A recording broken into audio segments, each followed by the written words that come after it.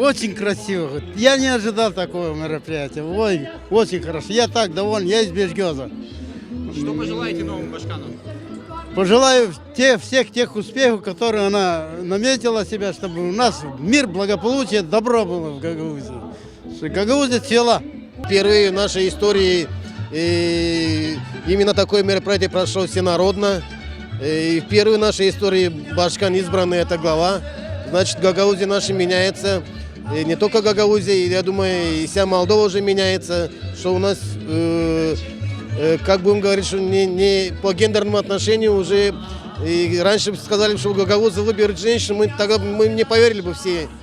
Но сегодня времена движутся вперед, и я думаю, наш гагаузский народ тоже движется вперед.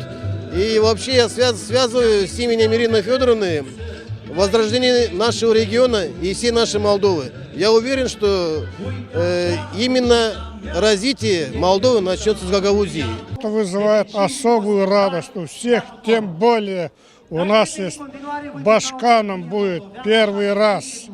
И, наверное, для Молдовы тоже это, естественно, первый раз прекрасная, компетентная, убежденная в своей правоте и будущих делах женщина Ирина Влах. Так что я рад за нее и за людей, проживающих в Гагаузии. Я очень довольна, что попала на инаугурацию Ирины Влах. Я представляю члена общества «Учитель». У нас одно единственное общество в Молдове. Я очень рада, что впервые женщина заняла такой пост. Пора изменить в лучшую сторону все, что есть у нас в Гагаузии.